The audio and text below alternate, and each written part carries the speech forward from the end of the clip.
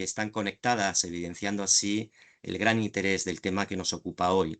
Muchas gracias, como no, a Alfa Clima por invitarnos a colaborar en este interesante webinar y gracias especialmente a Juan Toro, CEO y fundador de Alfa Clima, y a José Manuel Cano, líder de proyecto en Alfa Clima, y a Eduardo Mateos, analista cuantitativo, que nos acompañan hoy también como ponentes por hacer posible este webinar y facilitar este espacio de diálogo. Además, en un momento donde vemos cómo año tras año los impactos que se derivan de los riesgos físicos en las carteras son cada vez más evidentes. Permitirme, antes de dar paso a los ponentes, hacer una breve introducción de Spainsiv, ¿no? Spainsiv, como sabéis, es el Foro Español de Inversión y Finanzas Sostenibles. Hemos crecido mucho desde el año 2009, esas 30 entidades que fundaron Spainsiv. Actualmente agrupamos a más de 100 entidades muy diversas, entidades financieras, gestoras de activos, compañías de seguros, proveedores de servicios ESG especializados, instituciones académicas y organizaciones sociales de muy diferente naturaleza. Como veis, somos una plataforma muy plural que buscamos esos espacios de diálogo para avanzar en ese objetivo común que nos une, que es el de promover la integración de los factores ambientales, sociales y de gobernanza en las decisiones de inversión y financiación. Pero lo hacemos desde una lógica financiera, desde la óptica de gestión de riesgos, también de aprovechamiento de oportunidades y, como no, de creación de valor, en definitiva, a largo plazo. Para ello necesitamos colaborar con nuestros socios. Hoy este webinar es un buen ejemplo de ello. Creamos y queremos crear estos espacios de diálogo, conocimiento experto como el que vamos a tener hoy y esa colaboración público-privada de la cual hacemos gala y que un ejemplo es nuestra integración dentro del Consejo Nacional de Finanzas Sostenibles, colaborando con dicho consejo en los diferentes grupos de trabajo. Este webinar, como digo, es esta muestra, ejemplo de este espacio de diálogo, de este espacio donde transferimos conocimiento experto.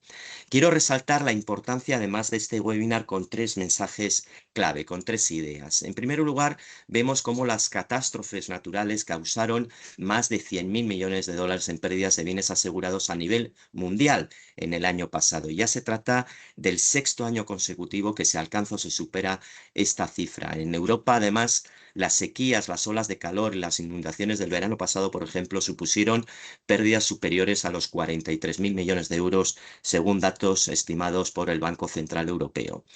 Y además vemos cómo en los últimos 5 años las pérdidas acumuladas suponen una cuarta parte de todas las pérdidas económicas que superan los 800.000 millones de euros entre 1980 y el año 2024 en la Unión Europea. Por lo tanto, el impacto acumulado año tras año de los impactos financieros de los riesgos físicos climáticos está aumentando clarísimamente. Y según además EIOPA, como sabéis, la Autoridad Europea de Seguros y Pensiones, solamente una cuarta parte de estas pérdidas estarían en la Unión Europea aseguradas. Por lo tanto, la dependencia únicamente del seguro es insuficiente. Desde luego, como segunda idea, las autoridades supervisoras son conscientes de todo ello, ¿no? Y por eso, desde el año 2023, se han incrementado los requisitos de divulgación desde el Pilar 3 sobre las exposiciones de los bancos, por ejemplo, a los riesgos físicos. La EBA recientemente, además, ha publicado el pasado 22 de junio su borrador de normas técnicas de implementación para actualizar las divulgaciones del Pilar 3 sobre los criterios ESG. Con todo ello, los requisitos de divulgación de riesgos ESG, entre ellos, como no, los relativos a las exposiciones de los bancos a los riesgos físicos, pues se han extendido a todas las instituciones financieras. Por supuesto, con un criterio, con un enfoque proporcional, pero mucho más operativo y además muy alineado con la propuesta simplificada de las NEIs, que recogen, como sabéis, entre otras cuestiones, el requerimiento de divulgación sobre los efectos financieros previstos de riesgos materiales físicos y también de transición. Las divulgaciones, por tanto, de riesgo físico se han vuelto más explícitas. Su obligación afecta a todas las entidades financieras con ese enfoque proporcional, pero son más explícitas y se exigen más en términos de geolocalización, por ejemplo, de granularidad, de sectores y de trazabilidad de estas evidencias.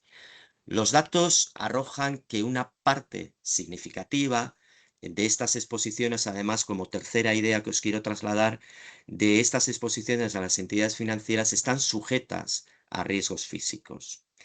Pero en cambio, esa exposición, que es grande a estos riesgos físicos, se observa y se advierte por las entidades supervisoras que la capacidad de las propias entidades financieras para estimar las pérdidas relacionadas sigue siendo limitada. Esas pérdidas relacionadas con estos riesgos físicos se necesita, por tanto, avanzar en una mejor identificación detallada de estas exposiciones, en el uso también de herramientas de evaluaciones prospectivas de riesgos físicos y, cómo no, en modelos de integración de los riesgos físicos en las decisiones crediticias y de inversión y, cómo no, en la fijación de precios de seguros. Bueno, en definitiva, como veis, temas muy importantes, de indudable actualidad, complejos técnicamente, que requiere conocimiento experto, y por eso, para hablar de ello, hoy contamos con Alfa Clima, a la cual de nuevo agradezco la invitación que nos ha hecho a Spensi para abordar y presentar este webinar. Alfa Clima es una compañía precisamente especializada en análisis cuantitativo de riesgo climático, con un enfoque además centrado en traducir datos climáticos y exposición de activos en impactos financieros y en resultados útiles para esa toma de decisiones de inversión y financiación que comentaba. Nos acompañan José Manuel Cano y Eduardo Mateos, dos grandes expertos que nos van a presentar una visión práctica de cómo integrar el riesgo físico climático en esas carteras expuestas a activos físicos. Los dos tienen una formación física y matemática. José Manuel Cano Molina es líder de proyecto en Alfa Clima y doctor en física teórica con amplia experiencia en la cuantificación financiera del riesgo climático. Y Eduardo Mateos González es analista de riesgo climático en Alfa Clima y máster en física teórica y en matemática financiera. Con lo cual, son dos grandes expertos conocedores, además, que han profundizado en la modelización de los riesgos físicos y para convertirlos y ser capaces de alguna forma de trasladar esos impactos en métricas financieras. Precisamente José empezará situando esos nuevos retos para la gestión de carteras y Eduardo explicará cómo combinar la ciencia climática, la exposición de activos y modelos de vulnerabilidad para obtener esas métricas financieras trazables y comparables. Y sin más, voy a dar paso a José Manuel Cano, líder de proyecto en Alfa Clima. Adelante, José Manuel.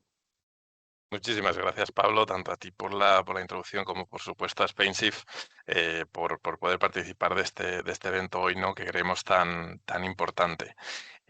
Yo quería empezar también por disculpad, creo que ya podéis ver la pantalla, ¿verdad?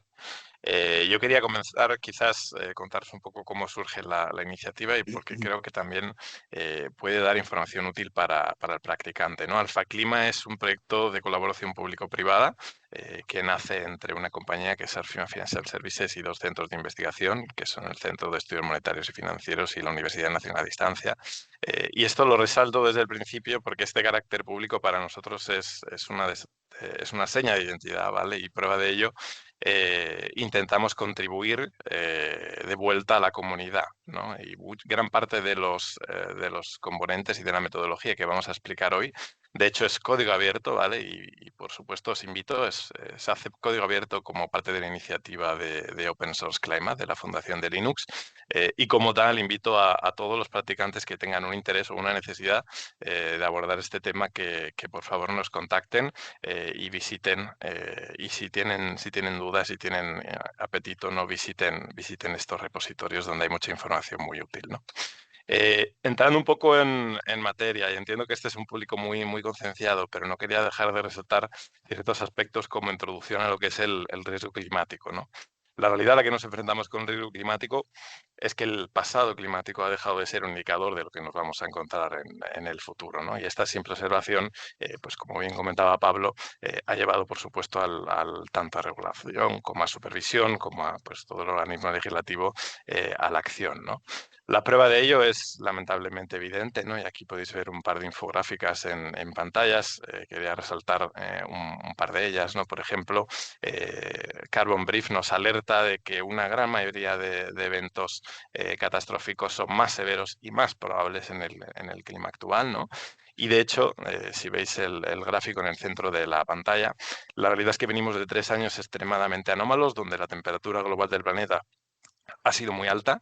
Ni siquiera hay consenso científico respecto a qué ha producido este salto cuantitativo en un espacio tan corto de tiempo, desde 2023, ¿no? Se habla de los combustibles de los barcos, de poca formación de nubes, pero la realidad es que ha sonado un poco las alarmas, ¿no? Porque como mínimo nos indica que hay aspectos antropogénicos o no que pueden elevar muy rápidamente el nivel de las temperaturas a nivel del planeta, ¿no?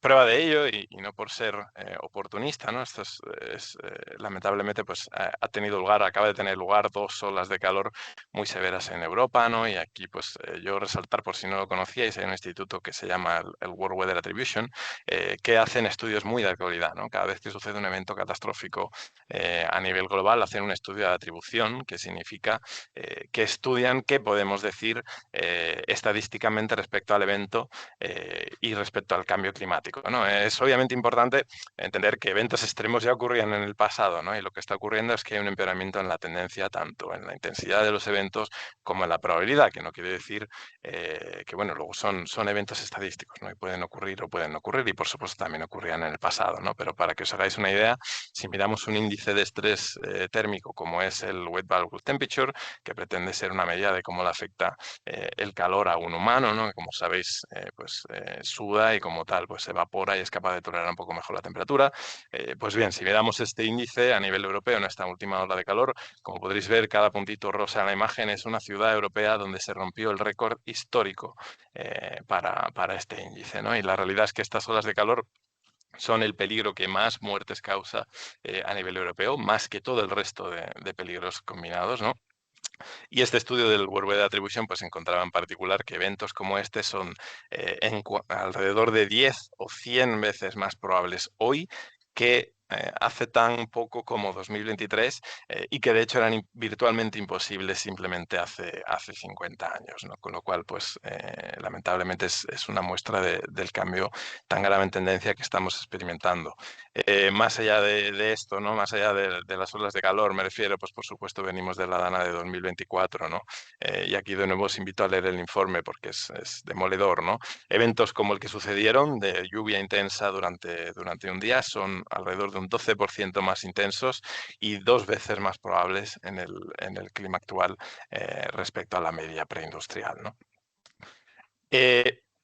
Por definir un poco el riesgo físico, ¿no? En concreto, ¿no? Hablamos del riesgo climático, sabéis, tiene 2 vertientes, la vertiente de la transición hacia una economía decarbonificada y la vertiente física. Cuando hablamos de riesgo físico, ¿qué es el riesgo físico? Pues es este riesgo, por supuesto, que nace de eventos climáticos que impacta activos, operaciones y cadenas de valor, ¿no? Y cuando hablamos de riesgo físico, típicamente se distinguen 2 vertientes adicionales. Estos son los riesgos agudos.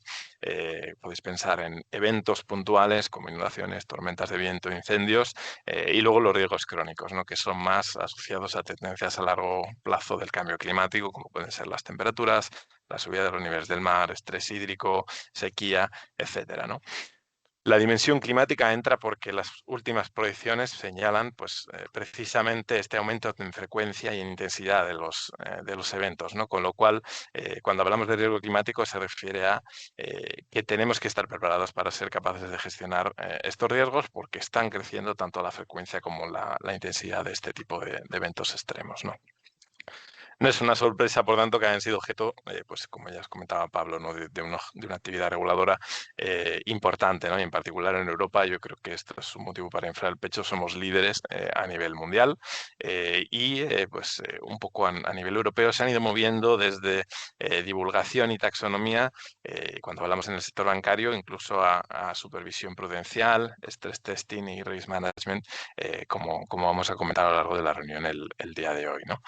Aquí tenéis una breve timeline. Yo quizás resaltar, ¿no? El Banco Central Europeo hacía en el 2022 un stress test a nivel sectorial específico para el riesgo climático. Después de esto, pues ha sucedido, por supuesto, la taxonomía europea, las recomendaciones de la EBA, los draft ITS para el reporte de riesgos ESG bajo Pilar 3, que es un poco el paraguas donde ha acabado cayendo el riesgo climático. Por supuesto, la CSRD, los SRS o los NEIS, como comentaba en español, ¿no? Como comentaba Pablo, pues toda una serie de directivas que quizás han culminado con este cambio de tendencia en el que nos encontramos ahora sumergidos, que es el omnibus y la simplificación.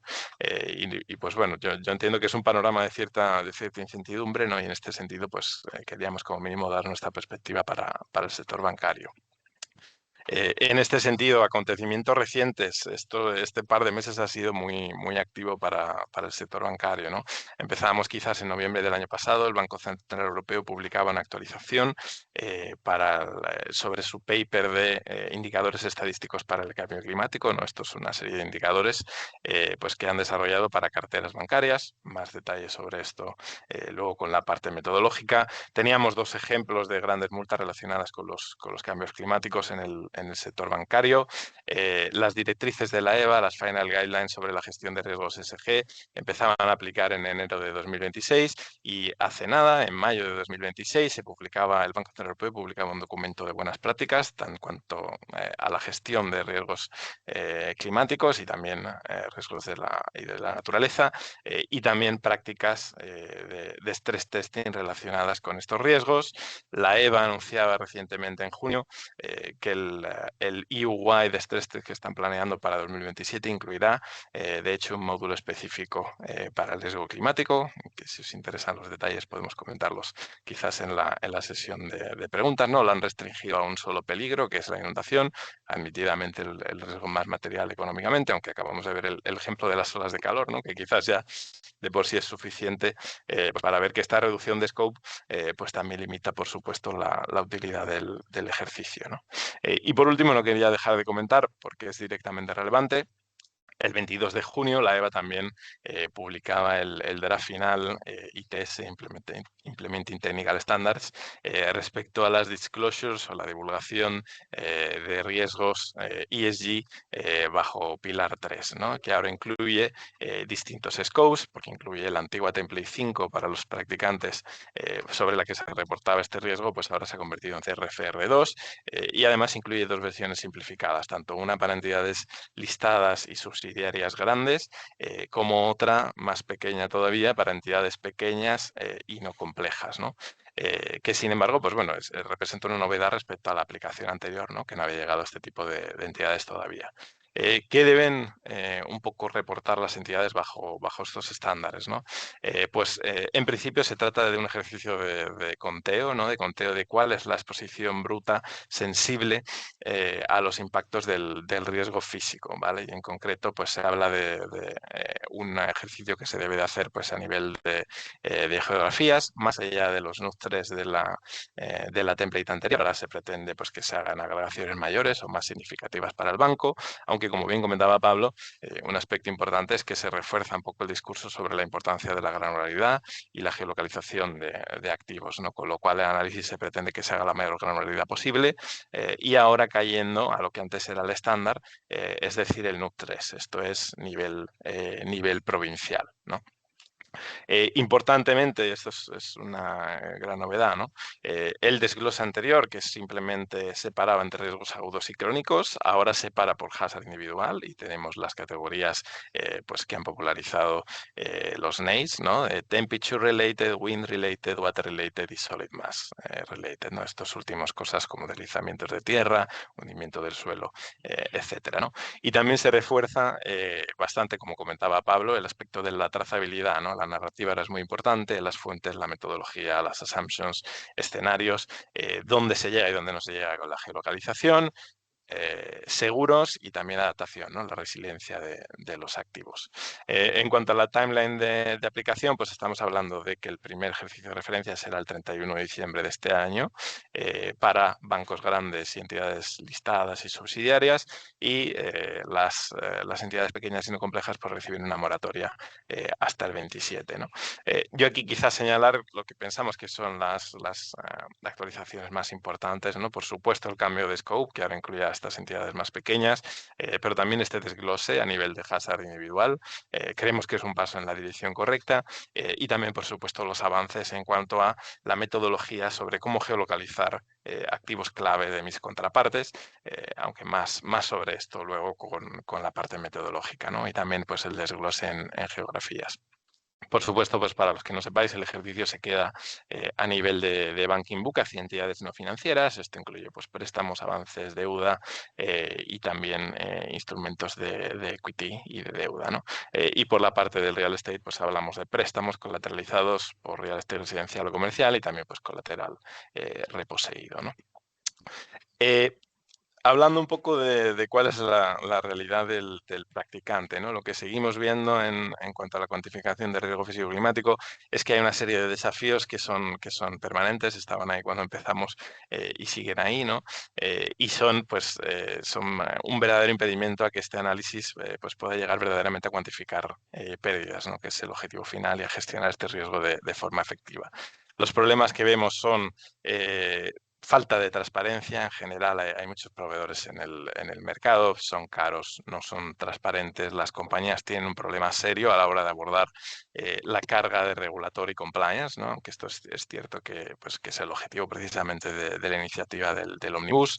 Hablando del riesgo físico concretamente, el dato existe y el dato de mejor calidad es público, y este creo que es un mensaje muy importante, ¿vale? Y esto va a ser cierto tanto para el dato climático como para los modelos de vulnerabilidad que comentaremos luego, pero la realidad es que está disperso, es complicado encontrarlo, hay que hacer un ejercicio de estandarización y es un ejercicio verdaderamente complicado pues para equipos internos, ¿no? Y cuando hablamos de la cuantificación de las pérdidas, seguimos viendo un gap recurrente. No se suele hablar de la modelización de vulnerabilidad. Esto es fundamental, como veréis ahora, para llegar a pérdidas financieras, ser capaz de cuantificarlas, hablar de métricas de cola, de valor en riesgo, de expected shortfall, etcétera. Y luego seguimos viendo pues también un gap en cuanto a la evaluación de medidas de adaptación, ¿no? Ya sea tanto físicas como financieras, es decir, obras sobre los activos, como incluso pólizas de seguro para la cartera con sus distintas contingencias, etcétera, ¿no? Entonces, sin más, cedo la palabra aquí a mi compañero Eduardo, que va a entrar un poco en el detalle de cómo abordamos nosotros este ejercicio, ¿no? Y con la perspectiva de que pues, idealmente sea útil para el practicante, ¿no?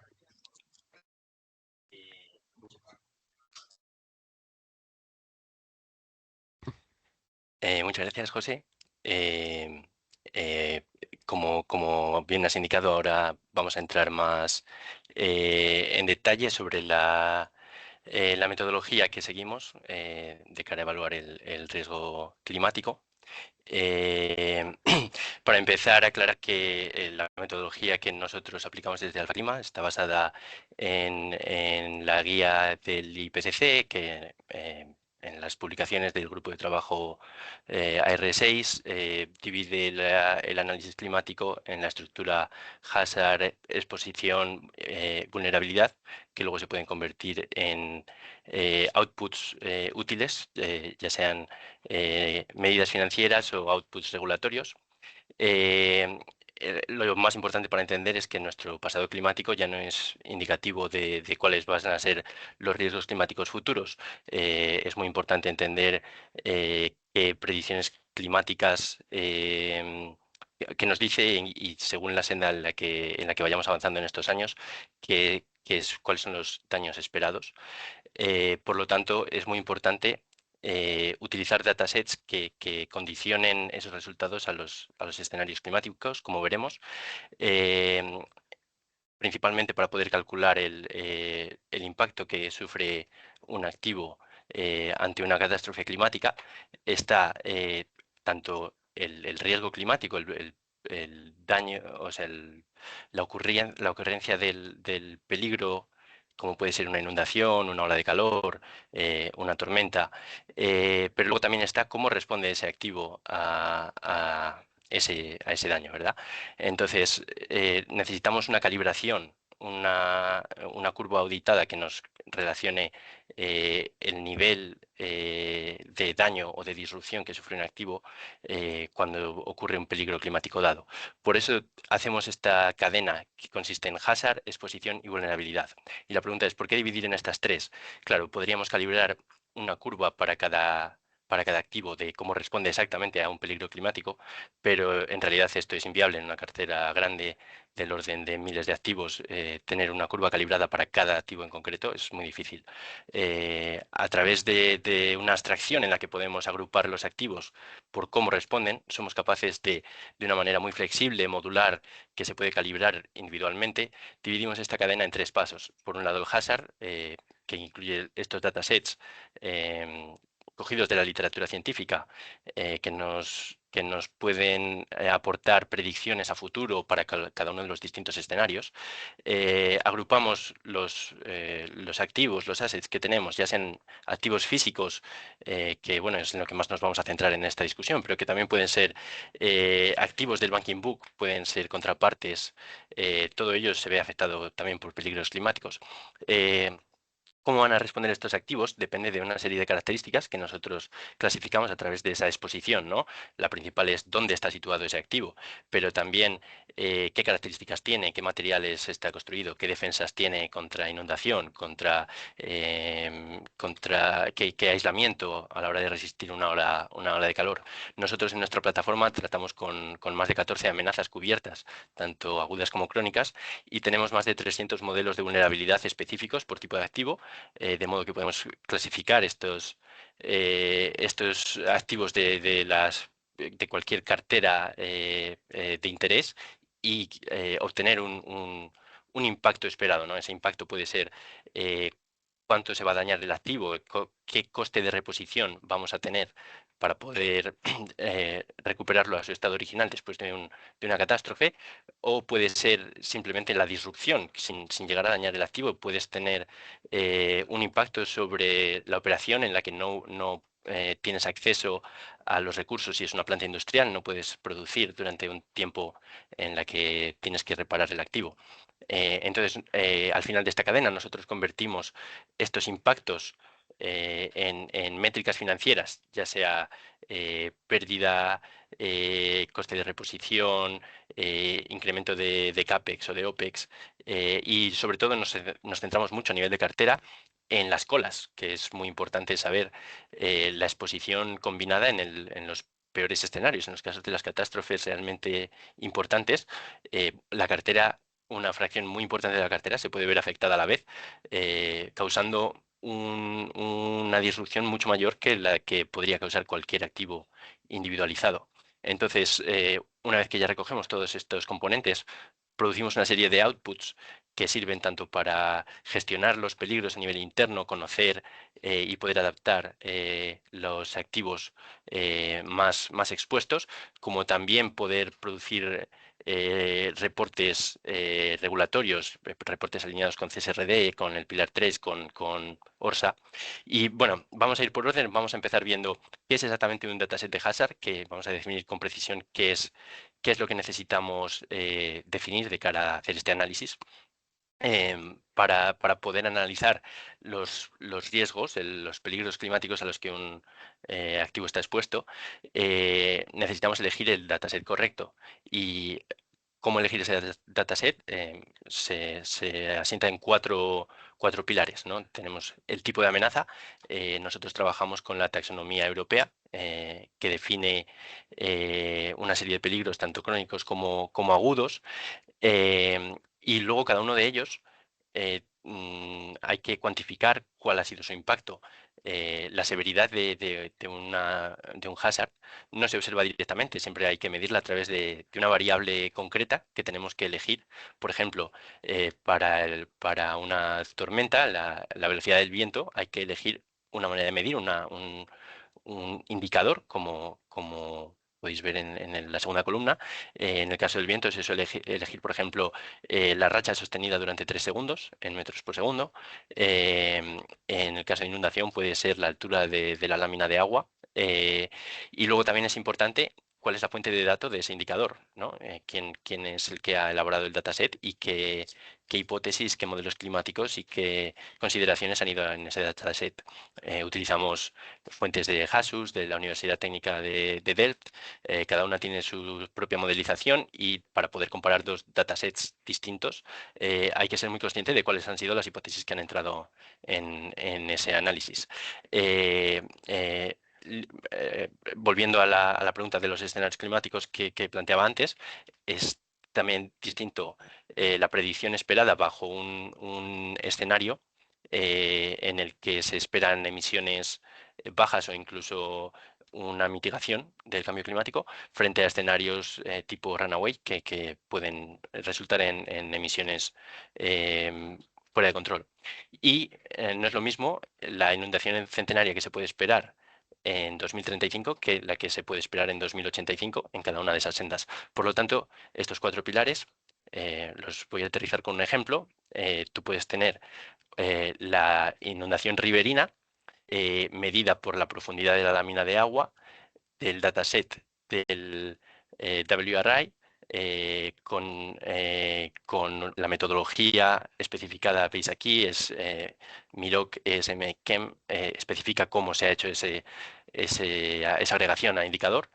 El escenario que es elegido es el 4.5 y esta predicción está hecha para 2030. Esto nos devuelve un mapa de predicciones del indicador en la que podemos ver para cada punto del mapa cuál es el periodo de retorno de cada nivel de inundación esperable bajo estas condiciones. Por darle más importancia al escenario climático y que quizás sea un poco la parte que es más importante, pero también más difícil de identificar desde fuera. En los escenarios climáticos con los que nosotros trabajamos son los que define el IPCC. En el grupo de trabajo AR5 se definieron los RCPs, Representative Concentration Pathways, relacionados también con el condicionamiento radiativo esperado. Básicamente lo que nos viene a decir es que el escenario espera que la cantidad de vatios por metro cuadrado, debido a la absorción de los gases de efecto invernadero y a otras particularidades de los modelos climáticos utilizados, van a tener un cierto efecto radiativo para el año 2100. Estos son los que más nos van a pesar de cara a la severidad de daños como inundación o olas de calor, pero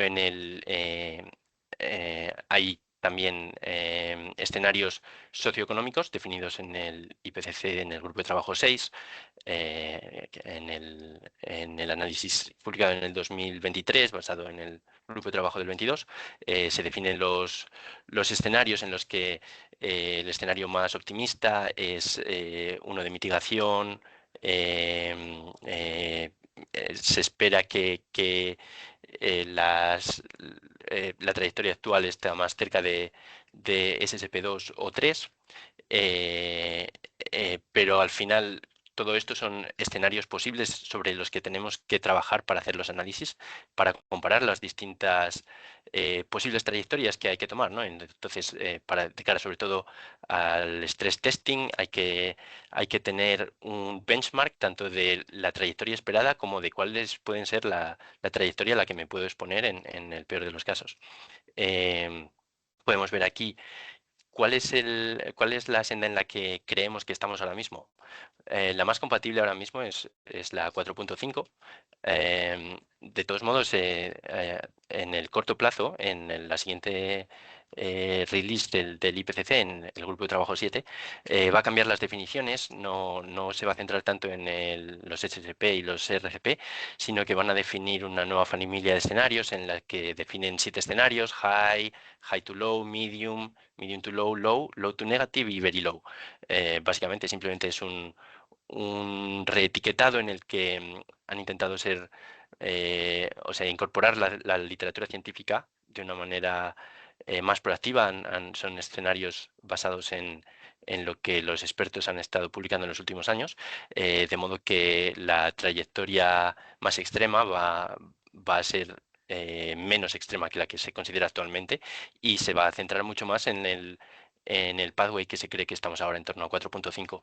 Esos escenarios nos van a permitir tanto un análisis más realista a nivel de qué se puede esperar a futuro, como también permitir un stress testing mucho más focalizado en lo que es posible que veamos en el futuro.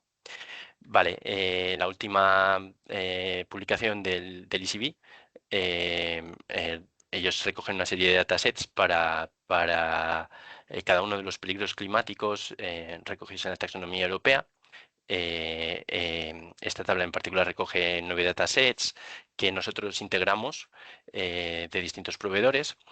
Las resoluciones de distintos peligros climáticos son bastante distintas y además los escenarios climáticos que acabamos de comentar son más relevantes para algunos peligros que para otros. No se espera que los deslizamientos de tierra o la subsidencia del suelo varíen significativamente con el escenario climático. Por lo tanto, para no sobreestimar la confianza que se tiene en los datos, no se generan datasets distintos para escenarios climáticos. Por otro lado, para olas de calor, para el número de días de sequía consecutivos, es extremadamente importante qué escenario se considera y qué horizonte temporal.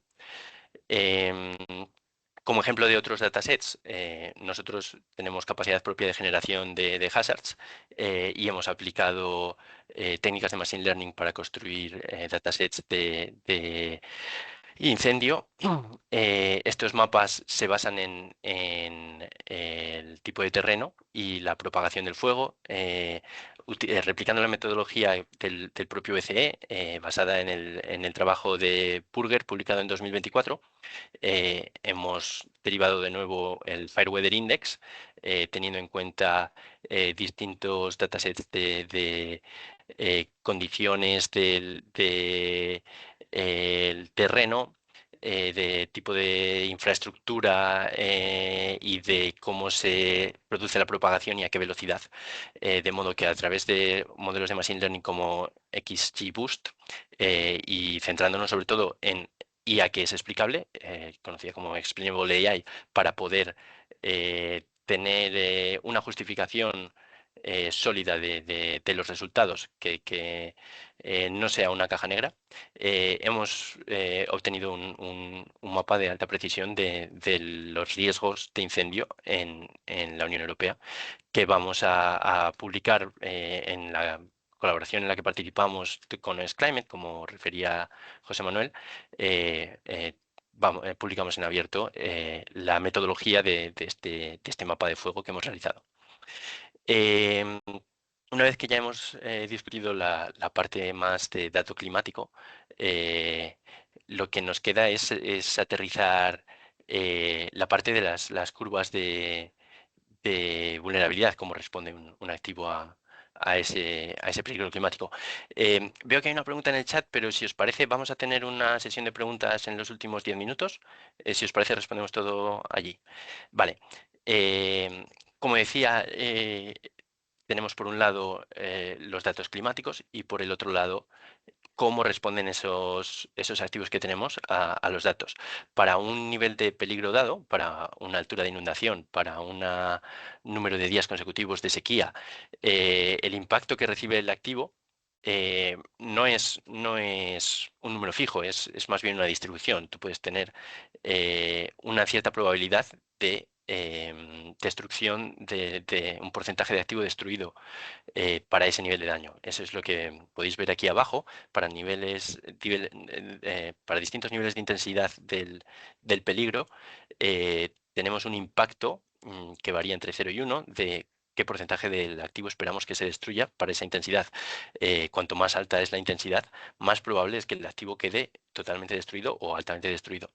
Estas curvas se pueden obtener de manera empírica, midiendo los impactos causados por un peligro una vez que se ha dado una amenaza, y normalmente se calibran en base a datos de aseguradoras o tormentas reales o datos climáticos abiertos. Refleja daños reales y integra medidas muy relevantes, pero son más difíciles de obtener y por lo tanto también tenemos una segunda fuente de curvas de vulnerabilidad, que es el procesado analítico. Se puede hacer una simulación del evento en la que, conociendo la respuesta del activo en sí mismo, ¿no? Desde el punto de vista de la física y la ingeniería, de cómo está hecho ese activo, em, se puede replicar cómo exactamente se espera que responda ese activo. Por lo tanto, como ya mencioné al principio, tenemos más de 300 modelos de vulnerabilidad de los dos, de, de las dos maneras, tanto empíricos como analíticos, que podemos aplicar según el tipo de activo y el peligro que se esté analizando. Importa muchísimo qué tipo de activo es, ya que no todos los activos responden de la misma manera y por lo tanto es tan importante esa elección de cuál es la curva de vulnerabilidad correcta, esa clasificación de los activos en grupos que responden de manera similar a los peligros. Em, una vez que ya tenemos definida la cadena, ¿no? de cómo calcular el impacto que se espera para un activo, lo que nos interesa realmente es eh, cuánto peligro tengo, ¿no? ¿A qué estoy expuesto en mi activo?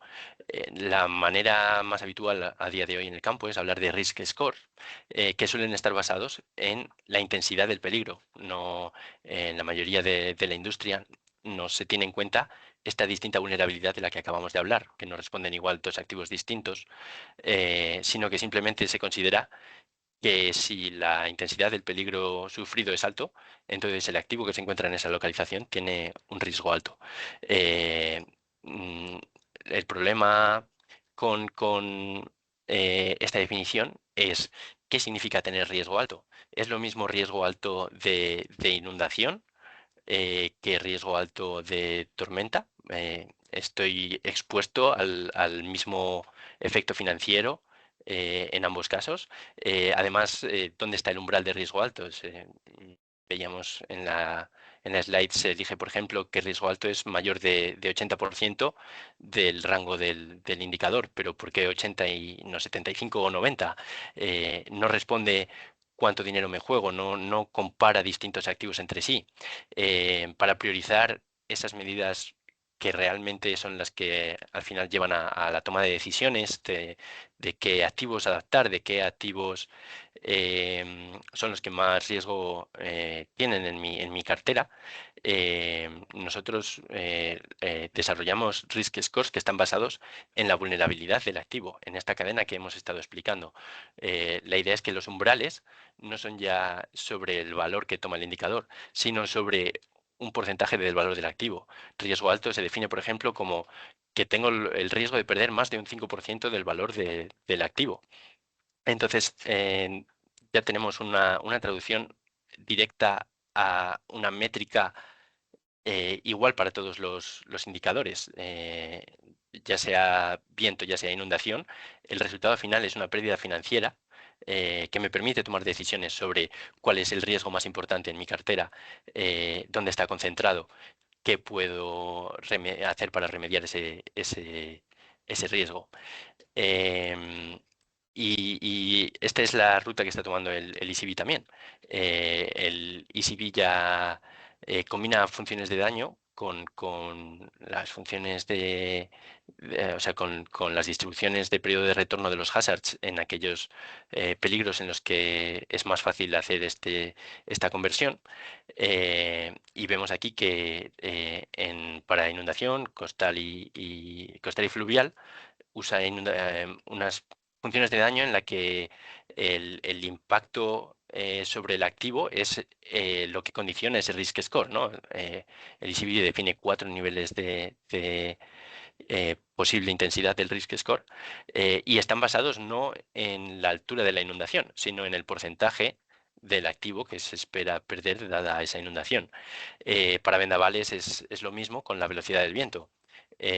Son scores basados en la función de daño para un periodo de retorno dado. Para incendio es un poco más conservador, donde solo toma el activo quemado o activo perdido sin entrar en porcentajes del activo, dado que es más complicado calcular porcentajes. Y el resto de peligros, para deslizamiento, subsidencia, estrés hídrico, los scores siguen siendo directamente basados en el nivel del indicador. Pero vemos que el EasyBee se está moviendo ya en la dirección de integrar las funciones de vulnerabilidad en el análisis de los riesgos de las carteras de activos. Y la pregunta es ¿qué hay más allá, ¿no? ¿Qué se puede ir más allá del Risk Score? El Risk Score te da una primera visión, ¿no? Una visibilidad de tu cartera de qué activos son los que más pueden pesar de cara a pérdidas financieras o a impactos y disrupciones. Pero con la metodología que explicábamos de pasar por hazard, exposición y vulnerabilidad, podemos obtener una distribución completa de qué distribución de daño se espera para un activo concreto bajo un cierto escenario y horizonte. Entonces podemos ir más allá de los risk scores y poner una cantidad monetaria tanto a nivel activo como a nivel cartera. Podemos calcular expected shortfall y value at risk de la cartera completa, dado que tenemos una distribución de pérdidas que veremos más adelante en un ejemplo. Por aterrizar la metodología, vemos aquí cómo se haría el análisis para un activo concreto. Esta es una nave logística en el Prat. Tenemos su ubicación exacta, sus coordenadas, y analizamos bajo una inundación fluvial, suponiendo que estamos en el escenario SSP2 con el RCP 4.5 que se ve arriba, usando el mapa de inundación de TeuDelft para el horizonte de 2035. Esas son las hipótesis que tenemos que arrastrar durante toda la metodología para ser conscientes de qué es exactamente lo que estamos cuantificando. Vemos que podemos darle unas intensidades esperadas y unos periodos de retorno para distintos niveles de inundación, y dado que conocemos el activo y tenemos sus características, le podemos asignar la curva de vulnerabilidad que mejor describe cómo va a responder a esa inundación costera. De modo que, cogiendo los datos climáticos que vemos ahí en el punto 1, es la curva de periodo de retorno de la inundación. Se espera que cada 10 años haya una inundación que supere los 3 metros y cada 100 años 3,5 metros. Podemos tener una distribución de intensidades de daño sobre ese activo. Al aplicarle la función de vulnerabilidad, obtenemos el impacto esperado. Ese impacto esperado se traduce en una pérdida económica, tanto por daño directo y coste de reposición, como por disrupción del uso de esa planta. Pero o sea, el análisis activo-activo se deja un paso muy importante, que es que los peligros climáticos tienen una extensión geográfica. Entonces, dos activos que están situados próximos el uno al otro están muy correlacionados. Cuando uno sufre una inundación costera, es muy probable que el otro también se inunde. Esta es una consideración que para la pérdida esperada no es importante, dado que simplemente es el promedio y se suma, pero es muy, muy importante para la distribución de pérdidas de cola. ¿Cuál es el peor escenario? Y ese stress testing que queremos sobre los activos. El peor escenario incluye esas correlaciones de tengo una serie de activos que se pueden inundar a la vez. Para poder hacer este análisis, nosotros lo que hacemos es agrupar activos en clústeres estos clústeres no son arbitrarios, se definen por la física de cada hazard. Por ejemplo, para inundación fluvial es la cuenca hidrográfica del río. Para tormentas de viento tenemos las trayectorias que suelen tomar. Para incendio se tiene en cuenta la continuidad de combustible y la meteorología. Y entonces a través de este clusterizado agrupamos hazards, agrupamos los activos que se espera que sufran hazards al mismo tiempo. Entonces tenemos cuando un hazard afecta a un activo de un clúster, afecta a todos los activos de ese clúster, mientras que los clústeres son independientes entre sí. Estas hipótesis, que son transparentes y auditables, cualquier supervisor puede entender perfectamente qué es lo que se ha asumido, por qué se hace esta hipótesis, es contrastable, nos permite dar una distribución de colas de la cartera que es mucho más realista que cuando se asume que todos los activos responden independientemente a los peligros climáticos, cuando sabemos que esa distribución geográfica es muy importante de cara a las pérdidas agregadas. La pregunta ahora es cómo sirve todo esto a un banco, cómo analizar contraparte a contraparte, qué riesgo físico tienen mis activos en cartera, en el banking book o mis contrapartidas. Para hacer este análisis le voy a pasar de nuevo la palabra a José Manuel y nos va a dar el contexto bancario. Muchas gracias, Eduardo. Si me permites compartir.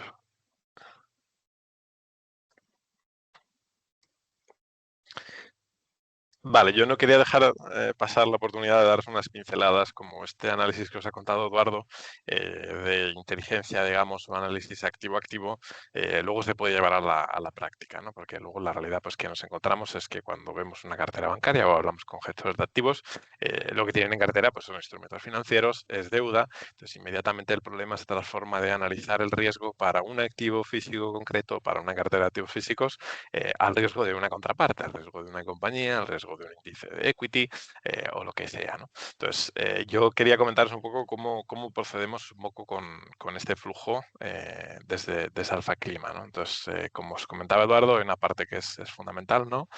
Una capa de datos, por supuesto todo el dato climático, escenarios, horizontes temporales, el dato de la cartera bancaria, aunque es extensible realmente y también lo estamos viendo cada vez más, ¿no? Al trading book y también, como os comento, pues en general a carteras de activos financieros, donde voy a tener una lista, pues por supuesto, de cada exposición, una lista sectorial del stage, si hablamos de la deuda, de la maturity de los instrumentos y de una identificación e información de la propiedad que colateraliza, si es el caso, a cada exposición, ¿no? Luego viene esta parte que os comentaba, ¿no? Que es quizás la más importante, la inteligencia sobre las localizaciones, ¿no? Y aquí, pues básicamente procedemos con un criterio de cascada, ¿no? Que es un poco también por lo que viene empujando tanto la EVA como el ECB, ¿no? Donde es posible llegamos a geolocalizar cada activo individual. Por ejemplo, si hablamos del colateral, donde no es posible, vamos a, pues por ejemplo, si hablamos de compañías grandes, a identificar una lista de activos clave representativos para la actividad económica de la compañía, y esto es un ejercicio que es complejo porque es muy sectorial, no tiene nada que ver, por ejemplo, agricultura o un sector industrial, donde los centros de producción están claros, con algo como un online retailer, ¿no? Donde quizás pues esté hablando de la disrupción de un poco a nivel regional, incluso un evento como la Dana, o otro tipo de disrupciones de servicio, ¿no? Un generador de energía, etcétera, etcétera, ¿no? Entonces, es un análisis que tiene lugar un poco a nivel sectorial y ya es posterior a un análisis que lo precede, que es un poco el de materialidad, ¿no? Es decir, yo quizás a la hora de analizar una cartera, pues tengo el deber también de identificar un poco cuáles creo que pueden ser los puntos calientes, ¿no? Y para eso, pues bueno, hay distintas herramientas de screening que puedo utilizar y luego elegir en qué contrapartes profundizo a la hora de evaluar el riesgo, ¿no? Donde no puedo hacer ninguna de estas dos primeras categorías, pues ya me puedo limitar al proxy territorial, ¿no? Esto es, pues, provincias, inputs 3 o ADMs, si hablamos a nivel global, que me sirven un poco de último recurso, ¿no? Oye, pues no tengo ninguna información de esta compañía, pues voy a hacer un análisis provincial donde tenga su domicilio social. Dicho esto, pues lógicamente hay que ser conscientes de las limitaciones, ¿no? Ya os podéis imaginar, si hablo de una compañía como Rexol y hago el riesgo aquí en donde tiene su domicilio social, en la provincia de Madrid, pues como de representativo puede ser de riesgo de la compañía, ¿no? Pero bueno, hay que también tener un criterio para cubrir un poco toda la cartera. Toda esta información, ya sea una representación de la contraparte en términos de un conjunto de activos o activos individuales o estos proxies territoriales, luego pasan, pues, como os comentaba, por todo el flujo que os ha comentado Eduardo, ¿no? Pasan por Vulnerability Models, donde utilizo información de los activos y lo que me permite pues, llegar a pérdidas esperadas anuales para la representación de cada una de estas unidades, ¿no? Ya sean activos concretos, contrapartes, etcétera, que luego puedo hacer el compounding sobre la vida o la maturity de los instrumentos para llegar pues, a una métrica al final pues, que sea indicativa de cuál es la exposición que espero a lo largo de la vida del instrumento para la compañía, ¿no?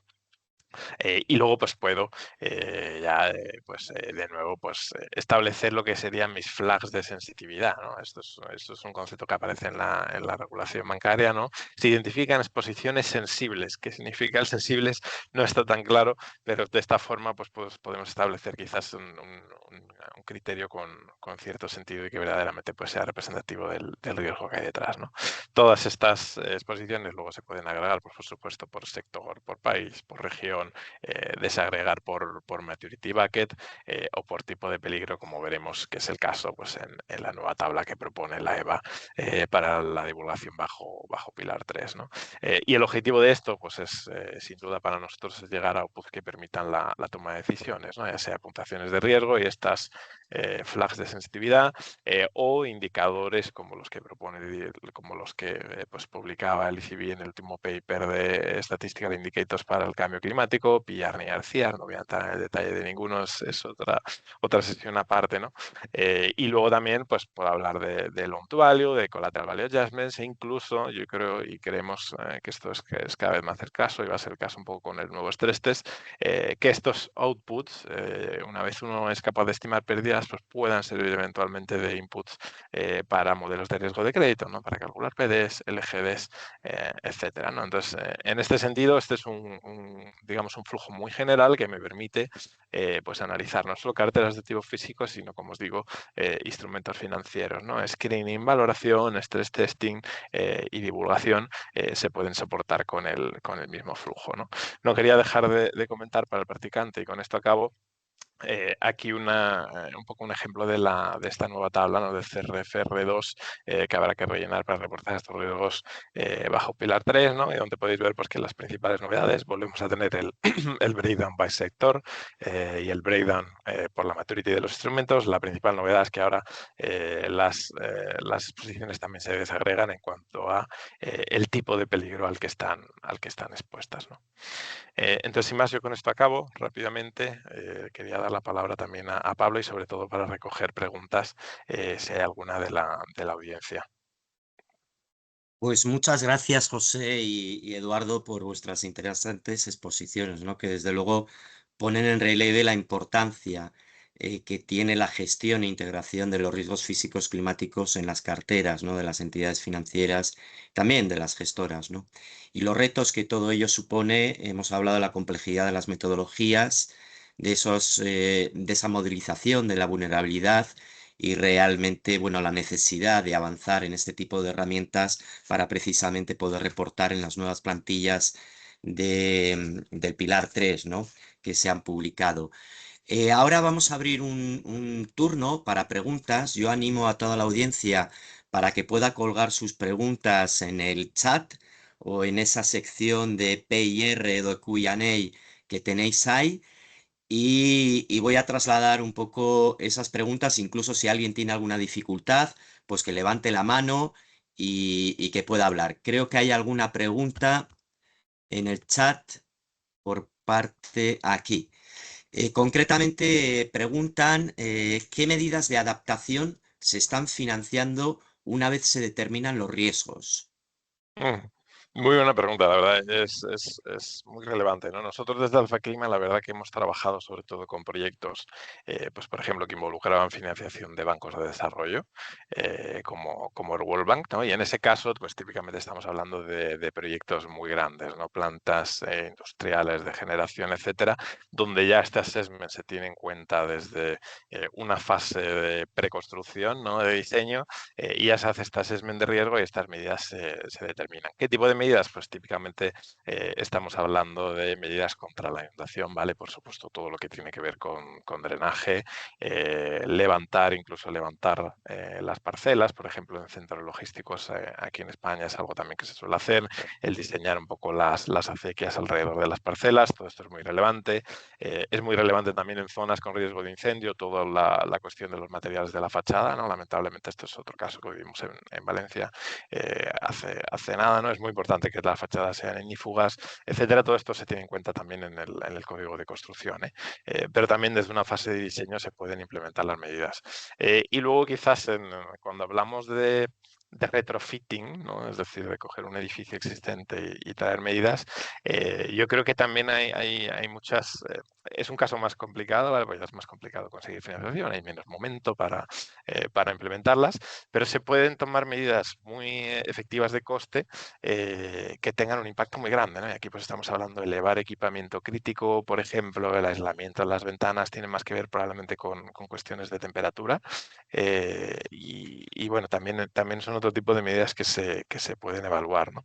No quiero dejar de mencionar tampoco la medida de adaptación más común, ¿no? Que es la póliza de seguros, ¿no? Hay muchas compañías, incluso obviamente la financiación pues muchas veces lo exige, cuando hablamos de una hipoteca, por supuesto, se exige el seguro de hogar. Entonces, bueno, la adaptación financiera es también otro de los grandes campos donde debe de haber un desarrollo, ¿no? Y más allá de la oferta actual, también están cobrando mucha importancia, por ejemplo, los seguros paramétricos, ¿vale? Estos son seguros donde no tiene que haber un peritaje de los daños para que se produzca el pago de la póliza, sino que el pago se ancla, digamos, a la ocurrencia de ciertos indicadores climáticos, ¿no? Por ejemplo, la temperatura supera más de X grados durante tantos días, pues el agricultor recibe compensación por ello. Si se registran precipitaciones mayores, se hace un trigger de la póliza y la gente en riesgo recibe directamente el dinero, ¿no? Esto es un campo también que está expandiéndose muy rápido. Sí, precisamente, José, había una segunda pregunta que tocaba un poco, bueno, si se habéis hecho análisis específicos del impacto del riesgo climático en el sector asegurador, que al tenor un poco de tu respuesta, la respuesta es que sí, pero que de alguna forma, claro, el sector asegurador se ve afectado por ambos lados, ¿no? Por parte del pasivo, por parte del activo, simultáneamente. Entonces, bueno, pues comentaban a ver un poco cómo estáis enfocando este trabajo desde el punto de vista práctico en el sector asegurador. Claro, esta ha sido una sesión un poco enfocada tanto a la banca como a gestores de activos. Yo aquí destacar un poco que venimos de un webinar, ¿no? Que hicimos el mes pasado precisamente para el sector asegurador, ¿no? Donde hablábamos de Orsa, etcétera, y de todo el equivalente en el sector asegurador. Entonces, nos aseguraremos de compartir con los asistentes el enlace porque está grabado en YouTube, es de acceso abierto, y también podéis consultarlo. Pero sí, un poco por entrar en la pregunta, efectivamente, desde el lado de vista del sector asegurador, hay que trabajar tanto con el activo, que es un ejercicio quizás similar al que comentábamos en este caso para la banca, pero luego por el lado del pasivo, ¿no? El lado del pasivo pues es significativamente más complejo, ¿no?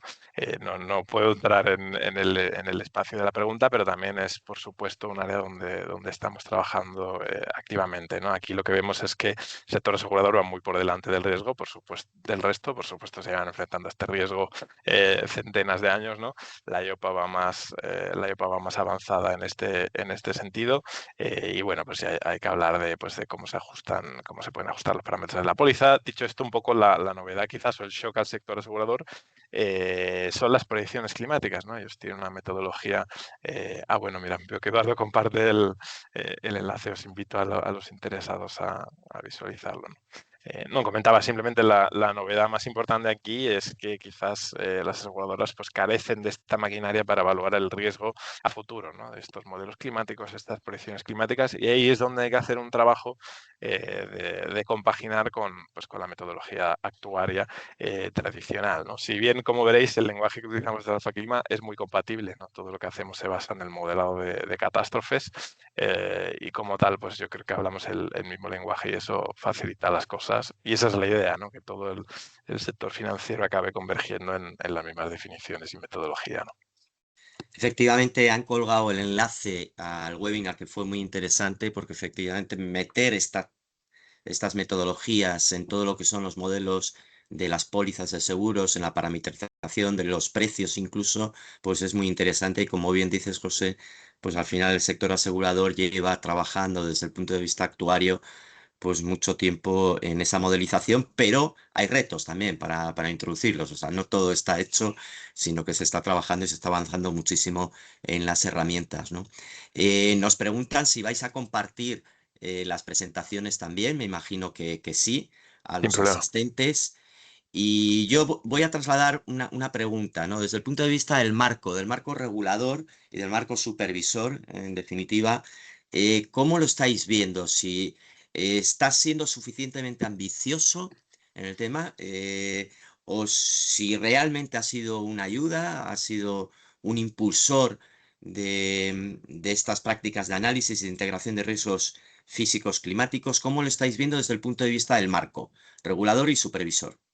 Yo creo, Pablo, la verdad, siendo honesto, que en este sentido, de nuevo, estamos siendo líderes a nivel mundial, ¿no? Con lo cual quiero decir, encuentro difícil criticarlo, ¿no? Yo creo que efectivamente la regulación tiene este papel súper importante de liderar este esfuerzo, ¿no? Se puede hablar de gestión del riesgo y obviamente los riesgos que son materiales económicamente se acabarán gestionando de una forma u otra para la supervivencia del negocio, pero sí que creo que han contribuido mucho en este sentido todo el empuje europeo, tanto en cuanto a definición de lo que era este riesgo, poco a poco, aunque es cierto que quizás poco todavía, ¿no? Pero poco a poco una definición metodológica de cómo gestionarlo, con la taxonomía y con los distintos ejercicios, están liderando un poco el esfuerzo y yo creo que ha generado, por lo menos nosotros cuando hablamos, ¿no? con el practicante, sí que vemos que cada vez más hay más compañías que lo están tomando en serio, se designan equipos internos para evaluar este riesgo, con lo cual yo diría sin duda que ha ayudado, ¿no? Ahora falta un poco quizás, y yo en este sentido también estamos de acuerdo con el esfuerzo de la Omnibus, ¿no? De simplificarlo, de eliminar las cosas un poco más superficiales que no aportan tanta información, de avanzar un poco en el modelado hacia las pérdidas, ¿no? Porque podemos hablar por supuesto, del paraguas del ESG. Es quizás ha sido incluso me atrevería a decir un detrimento para este riesgo en ese sentido, ¿no? Porque por supuesto tiene repercusiones por el lado social, environment y gobernanza, pero también es un riesgo, cuando hablamos en el sector financiero, es un riesgo material, económico, ¿no? Entonces ha ido un poco en esta línea dual de ESG, de llegar al marco prudencial, y bueno, yo creo que seguimos navegándola, pero creo que se están tomando en muchos sentidos las decisiones correctas, ¿no? Incluso cuando tenemos una contracorriente tan fuerte del otro lado del Atlántico, y nos mantenemos optimistas a este respecto, ¿no? Bueno, pues yo creo que estamos en tiempo. Vamos a proceder al cierre. Sí os ruego que en las presentaciones que compartáis pongáis vuestros datos de contacto por si alguien quiere trasladar algún tipo de cuestión adicional. Agradecer desde luego estas interesantes exposiciones y desde luego ha quedado claro, ¿no? Que los datos, el conocimiento y todo lo que son las metodologías, la innovación en metodologías son necesarios, ¿no? Para la gestión diligente, además de los riesgos físicos en las carteras, tanto crediticias, de seguros y de inversión. Y que este webinar pues ha contribuido, espero, a ese objetivo de compartir conocimiento experto e impulsar el diálogo para afrontar estos retos y estos desafíos que habéis puesto en relieve. Gracias nuevamente a Alfa Clima, gracias a Juan, a José, a Eduardo por la organización de este webinar, gracias por la invitación que nos habéis trasladado a Spainseed para compartir y colaborar con vosotros y a toda la audiencia, a todas las personas, entidades que nos estáis acompañando, pues gracias por contribuir a este debate, por vuestras preguntas y por vuestro interés. Espero que lo hayáis disfrutado, que os resulte sobre todo de utilidad. Y muchísimas gracias porque seguiremos un poco haciendo hincapié y con foco en este tema que reviste complejidad, pero que es muy importante para el presente y también para el futuro. Así que muchísimas gracias y a ambos y nos emplazamos para el siguiente webinar. Gracias. Igualmente, Pablo. Gracias. Buen día.